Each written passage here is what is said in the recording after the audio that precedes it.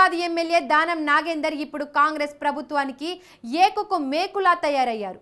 Congress party ఎమ్మెల్యేల బలం పెంచుదామని తెచ్చుకున్న దారిలో దానం తీరుతో పార్టీ ఇరుకున పడుతోంది. అధిష్టానం నుండి ఎన్ని హెచ్చరికలు వచ్చినా ఆయన తగ్గేదే లేదంటున్నారు. ఇంతకు దానం చిటపటల వెనుక కారణం ఏంటి? Let's watch this story.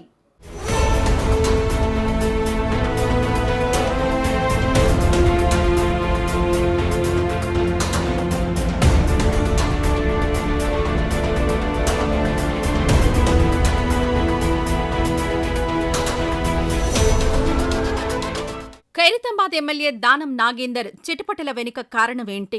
బీఆర్ఎస్ను వీడి కాంగ్రెస్లోకొచ్చిన దానం ఇప్పుడెందుకు రేవంత్ రెడ్డి ప్రభుత్వానికి వ్యతిరేకంగా వ్యాఖ్యలు చేస్తున్నారు? ఆయన మనసులో ఏముంది? ప్రస్తుతం కాంగ్రెస్ పార్టీలో ఇదే చర్చ జరుగుతోంది. అధికారం ఎక్కడుంటే అక్కడకు చేరే దానం నాగేందర్ ఇప్పుడు అధికార పార్టీపైనే ఎదురు తిరుగుతున్నారు. కాంగ్రెస్లో చేరిన వెంటనే బీఆర్ఎస్ను తిట్టిన తిట్టు తిట్టకుండా తిట్టిన దానం ఇప్పుడు రివర్స్లో కాంగ్రెస్పై విరుచుకుపడుతున్నారు. గత 3 నెలలుగా దానం వైఖరిలో పూర్తి మార్పు వచ్చింది. రేవంత్ ప్రభుత్వం తీసుకున్న హైడ్రా, మూసీ ప్రక్షాళన వంటి నిర్ణయాలపై అంతెత్తున లేస్తున్నారు. దీంతో అసలు దానం నాగేందర్ ఎందుకు ఇలా ప్రవర్తిస్తున్నారనే చర్చ జరుగుతోంది.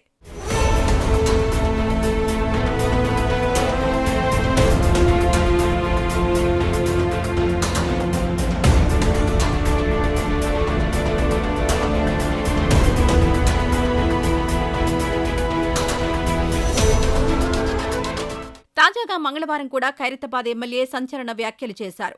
హైడ్రా విషయంలో తన వైఖరిలో ఎలాంటి మార్పు లేదన్నారు. తన అనుమతి లేకుండా తన పరిధిలో హైడ్రా చర్యలకు దిగితే సహించేది లేదని తేల్చి చెప్పారు. ఈ విషయంలో తాను ఎంత దూరం వెళ్లడానికైనా సిద్ధమేనని కూడా ఆయన వ్యాఖ్యానించారు.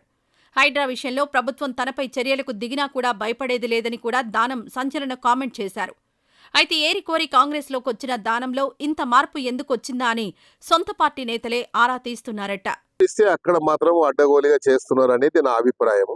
అందుకనే నేను ముఖ్యమంత్రి గారి దృష్టికి తీసుకెళ్తాను. సో అలాగే ఇక్కడ కూడా ఎవరి దగ్గరికి జోలికి పోవద్దని మేము చెప్తున్నాం. ఎందుకంటే వాళ్ళు రోజు వ్యాపారం చేసుకునే వాళ్ళు. ఒకవేళ అలా పాలసీ కింద తీసుకుంటే సిటీ మొత్తంలో అయితే మీరు ముందు ఓల్డ్ సిటీ నుంచి మొదలు పెట్టండి. ఓల్డ్ సిటీలో ఎక్కడెక్కడ ఉన్నాయి అలా మీరు చేయండి. మీకేమి ఇబ్బందులు కలగకుంటే మా దగ్గర కూడా ఇబ్బంది లేకుండా నేనే చెప్తా వాళ్ళకి. కాబట్టి ఇది చేయొద్దని నేను చెప్తున్నాను. ఎందుకంటే దీనివల్ల ప్రభుత్వానికి చెడ్డ పేరు వస్తుంది. ప్రభుత్వం మనకు మంచి పేరు వస్తే 4 కాలాల పాటు మనం కూడా మంచిగా ఉంటాం అనేది నా అభిప్రాయం. ప్రజల అందరూ వచ్చి చెప్పుకోలేరు. ప్రజాప్రతినిధి ఎవరు ఉంటే ఆ ప్రజాప్రతినిధికి చెప్పుకుంటారు మా బాధ అని. కాబట్టి రోజు మరి మాకైతే నిద్ర పడతలేదు. రోజు ఎక్కడో ఈ రోజు ఇక్కడ గులగొడతారంట, రేపు అక్కడ. 2023 అసెంబ్లీ ఎన్నికల్లో బీఆర్ఎస్ ఓడిపోవడంతో ఆ పార్టీ టికెట్పై గెలిచిన దానం కాంగ్రెస్ కండువా కప్పుకున్నారు. గతంలో కూడా అధికార పార్టీలోకి మారిన చరిత్ర దానంకుంది. దీంతో దానం పార్టీ మారడంపై పెద్దగా ఆశ్చర్యం కూడా కలగలేదు.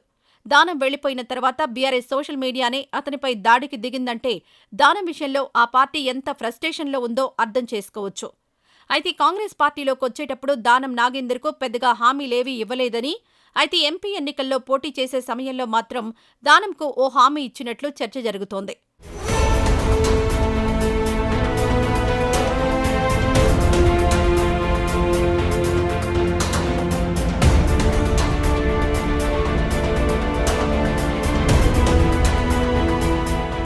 సికింద్రాబాద్ పార్లమెంట్ స్థానం నుండి పోటీ చేసిన బీజేపీ అధ్యక్షుడు కిషన్ రెడ్డిని ఓడించాలనే లక్ష్యంతో కాంగ్రెస్ పార్టీ దానం నాగేందర్ను దించింది. అయితే తాను ఓడిపోతే మంత్రి పదవి ఇవ్వాలని దానం కండిషన్ పెట్టారట. అందుకే ఒప్పుకున్న తర్వాతే దానం పార్లమెంట్ ఎన్నికల బరిలో దిగినట్లు తెలిసింది. అయితే ఆ ఎన్నికల్లో దానం ఓడిపోయారు. ఇక అప్పట్నుంచి మంత్రి పదవి కోసం ప్రయత్నిస్తున్నారట. బీఆర్ఎస్ నుంచి వలస వచ్చిన పోచారంకు క్యాబినెట్ హోదాతో కూడిన పోస్టు, అరకపూడి గాంధీకి క్యాబినెట్ హోదా ఉండే పీఎస్సీ పోస్టును కట్టబెట్టిన రేవంత్ రెడ్డి దానంను మాత్రం పట్టించుకోవడం లేదట. మంత్రివర్గ విస్తరణ ప్రచారం ఎప్పుడు జరిగినా అందులో దానం పేరు ఉండడం లేదనే అసంతృప్తితో ఉన్నారట.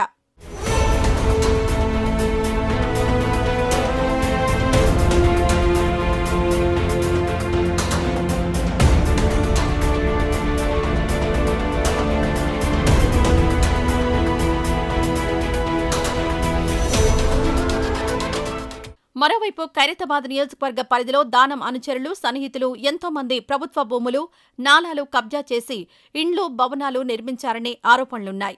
ఇప్పుడు హైడ్రా వీటిపై దృష్టి పెట్టడంతో దానం కోపం నశాలానికంటిందట. కాంగ్రెస్ పార్టీ బలోపేతం కోసం తానొస్తే తనకే మైనస్ అయ్యేలా హైడ్రాను దించుతారా అని మండిపడుతున్నారట. పైగా ఈ విషయంలో తాను అసలు తగ్గేదే లేదని బహిరంగంగానే చెబుతున్నారు. ఇటీవల కాంగ్రెస్పై వ్యతిరేక వ్యాఖ్యలు చేయడంతో పాటు కేసీఆర్కు అనుకూలంగా కూడా మాట్లాడుతున్నారు. ఇది అనేక అనుమానాలకు దారితీస్తోంది. మా సమస్యల పరిష్కారం కావాలి. మాకేం మేము పబ్లిక్ లైఫ్లో ఇన్నేళ్ళ నుంచి ఉన్నాము, ఇన్నేళ్ళ నుంచి ప్రజల మధ్యలో ఉన్నాము, ప్రజా సమస్యలు తెలిసిన వాళ్ళము, ప్రజలు ఎట్లా ఎదుర్కోవాలి, కష్టాలు ఎదుర్కోవాలి తెలిసిన వాళ్ళము.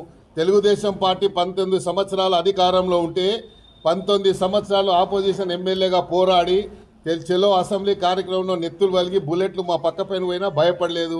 కేసులు అప్పుడు 190 కేసులు పెట్టారు. మేము భయపడ్డామా? ఇప్పుడు మేము భయపడతామా?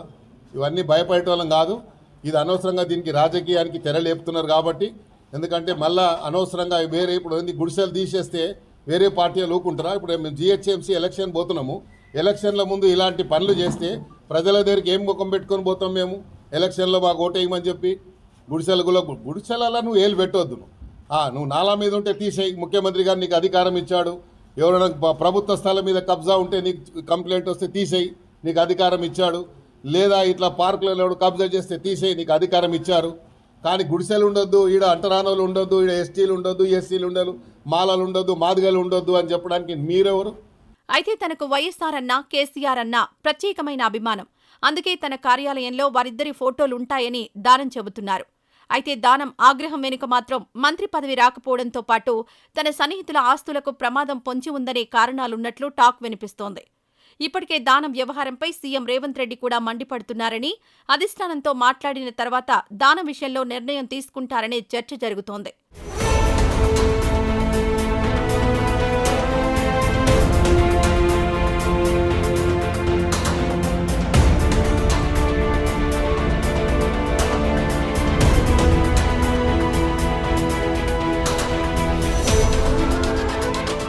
కాగా ఏడాది జీహెచ్ఎంసీ ఎన్నికలు కూడా రాబోతున్నాయి. ఈ నేపథ్యంలో నగరంలో కీలక ఎమ్మెల్యేగా ఉన్న దానంను పోగొట్టుకోవడం కాంగ్రెస్కి ఇష్టం లేదు. అందుకే ప్రస్తుతానికి సైలెంట్గా ఉన్నారనే టాక్ వినిపిస్తోంది. ఏదేమైనా దానం చిటిపటల వెనుక అనేక పర్సనల్ కారణాలున్నాయని, తాను అనుకున్నది పార్టీలో సాగడం లేదనే అసంతృప్తి కూడా ఉందని పార్టీ శ్రేణులు అంటున్నాయి.